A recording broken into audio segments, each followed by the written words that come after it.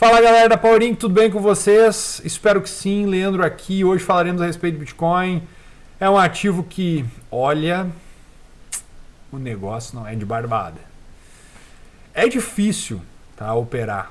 Não é fácil. Galera, falar que é fácil é uma mentira, tá? É difícil operar, é difícil fazer as análises e mais difícil ainda é que tem alguns ativos que eles entram em movimentos mais erráticos, principalmente movimentos laterais, que fica, olha, fica complicado, fica uma briga de foice no escuro. Uma briga de foice no escuro. Eu não gosto de entrar numa briga de foice no escuro, porque se o cara entra nessa região, nessa briga de foice, aí pode sair sem um braço, é um perigo. Galera, é o seguinte, nós temos uma lateralidade, eu estou fazendo um trabalho aqui de colorir regiões para que eu consiga ilustrar para os amigos o que eu gostaria, tá? Que é o seguinte, caros amigos da Powerink. Isso aqui é um retângulo. E isso aqui é as forças do retângulo, ilustrados em uma bandeira da Jamaica, tá? Galera, assim, ó. Essa região verde, tá? Essa região do box verde, tá? É uma região onde os preços eles estão encontrando maior pressão compradora, tá? Nota só. Olha só, eu vou deixar as setas aqui, ó. Compra, compra, compra, compra, compra, compra aqui, né? Isso aqui, aqui. Toda vez que toca nessa região verde, eu tenho pressão compradora, tá? Ao passo que todas as vezes que o preço ele toca na região vendedora, na linha vermelha, nessa região vermelha, eu tenho mais vontade de vendas, tá? Os preços eles tendem a voltar para a linha amarela, nessa região do meio, tá? Nessa meiuca aqui. Por quê? Porque isso é uma lateralidade, caros amigos. E lateralidades é equilíbrio de forças. Isso aqui é uma briga de foice e não recomendo a ninguém, tá? E dá-lhe seta. O que acontece aqui? A gente tem ainda aquele movimento de pivô de reversão, tá? De Joey de Napoli, tá? Que eu vou continuar falando enquanto não muda, tá? A gente tem que tomar de posição por essa barra. Tem stop abaixo dessa mínima aqui. Para me estopar tem que vir perder essa mínima, tá? Teve já parcial, mas o troço não vai, né? Eu quero expor para os amigos dentro do intradiário do 4 horas. A gente tinha um triângulo, tá? Um triângulo muito bonitinho, muito bonitinho. Qual que era a maior probabilidade do triângulo, Leandro? Triângulo simétrico, eles não têm uma preferência para rompimento, mas eles têm a tendência de seguir o movimento que sucedeu. Qual que foi o movimento que sucedeu esse triângulo, Leandro? Um movimento de alta, deixar a seta amarela. Um movimento de alta. Então, a maior probabilidade é que esse triângulo teria que romper para cima. Qual é o alvo desse triângulo, Leandro? Você vai pegar o seguinte, você vai pegar o vértice dessa estrutura aqui, ó, pelo topinho, e tu vai ter teu alvo, tá? É um alvo importante esse alvo? Cara, se é um alvo importante, eu não sei.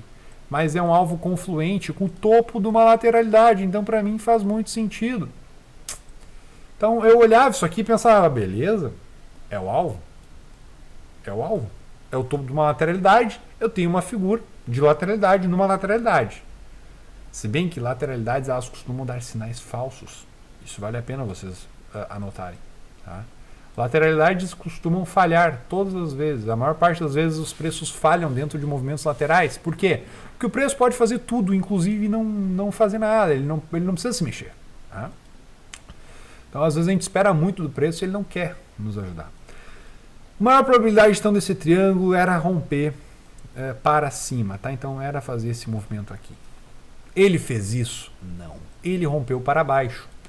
E agora, meus caros amigos, a maior probabilidade é os preços voltarem para uma região de compra, aquela região importante. O Gustavo tem bastante marcações, né? Regiões de compra. Eu não uso as mesmas linhas que ele, mas a gente sabe que aqui tem uma zona de defesa de preços, tá? E nessa região é importante. Depois disso, o nosso melhor suporte é esse fundinho aqui, tá, pessoal? A gente exerceu o suporte aqui. Só que, qual que é a maior probabilidade agora do movimento que foi um rompimento de uma figura? Um pullback e voltar a cair. essa é a maior probabilidade.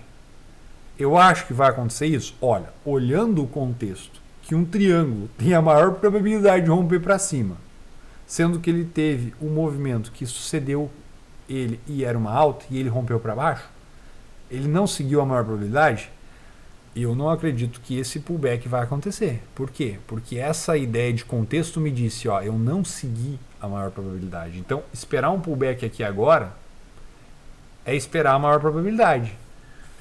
Se acontecer, beleza, tá dentro do jogo, talvez ele tente segurar os preços nessa região de novo, que é uma região de suporte, talvez ele venha buscar uma região mais funda aqui em 30 mil dólares, tá? Mas, se esse trem rompe para cima, tá? Esse negócio vem com força, aqui tem stop de vendido, galera, daí vai ser um movimento forte, tá? Daí vai ser um movimento forte mesmo. O que eu digo de movimento forte? Um movimento assim, ó, direcional. A gente não tem movimentos direcional em momento algum na ponta compradora, apenas movimentos direcionais na ponta vendedora, tá? Notem isso, movimento direcional só a partir desse movimento aqui, só na ponta vendedora, um movimento direcional amplo, tá? Lembrando que, pessoal, eu sei que teve movimentos mais direcionais dentro da lateralidade, mas quando eu olho o gráfico diário, tá? Olha o gráfico diário. Olha o gráfico diário. Eu tenho mais sequências de barras brancas ou mais sequências de barras pretas sempre? Eu tenho mais sequência de barras pretas, principalmente essa última. Eu tive alguma sequência como essa de barras brancas? Não, não tive. Beleza. Então, na minha ideia, eu quero ver um movimento do topo da lateralidade ao fundo da lateralidade, como foi esse movimento, na ponta compradora. Por quê? Porque eu entendo que uma lateralidade é um equilíbrio de forças. Então, se os vendedores já jogaram o preço para cá alguma vez, eu queria ver os compradores fazer o quê? Jogar o preço para cá também. Para demonstrar força. Afinal, a gente está numa ideia de um equilíbrio.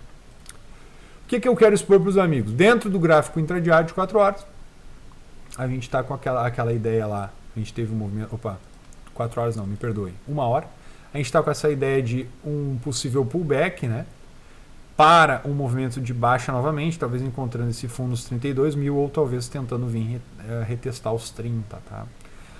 Mas é possível, como já foi feito anteriormente, a gente está criando uma estrutura maior, que é o quê? Tentar criar um triângulo maior, tá? Então os preços vêm aqui e aí talvez vir para cá de novo, mais para cima, e aí depois fazer uma ideia de um triângulo assim, ó, tá? É possível que a gente consiga construir esse tipo de figura, tá? Lembrando que isso aqui que eu estou fazendo é a ideia, é uma possibilidade de uma ideia futura, tá?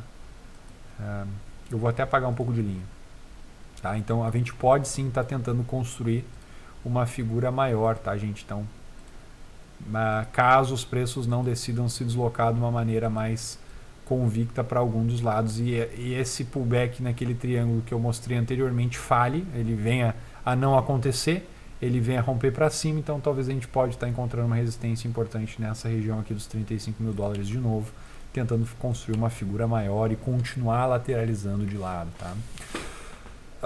No que diz respeito a movimentos que eu gosto de operar dentro do gráfico diário, eu vou olhar o OBV, que eu acho que é o único indicador que eu costumo olhar frequentemente. Para mim, está numa região de compra, tá? É um OBV que está tocando a média móvel de 20, ele ainda está acima da média móvel de 20, lembrando que a primeira vez que ele ficou acima foi nessa região. E OBV acima da média móvel de 20 significa grandes operadores querendo acumular ativo, tá? Então, por exemplo, eu não vejo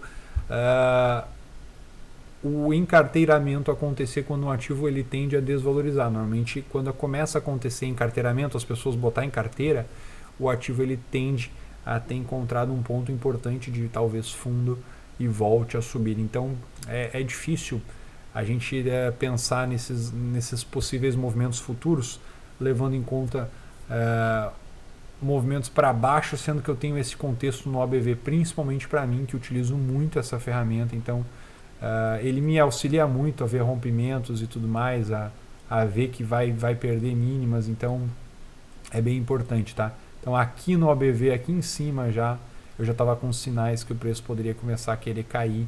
Então aqui em cima, ó, nessa região, antes de ter topo, aqui no topo ele já tinha marcado para mim, ó, fez um zigue-zague abaixo, larga fora. Então é bem interessante a gente ter esse pensamento, tá? Se esse indicador sempre me ajudou, eu acabo tendo uma confiança maior em apresentar ele para os amigos e expor a minha ideia sobre, tá? Então, para mim, como os preços estão agindo de maneira mais errática, eu acredito que ainda vai falhar esse triângulo. Se ele falhar, ele tende a romper para cima em vez de fazer um pullback e continuar e tentar buscar uma região de alvo aqui, nessa região aqui, 35 mil dólares, e depois também buscar alvos na região de 36 mil dólares, tá, pessoal?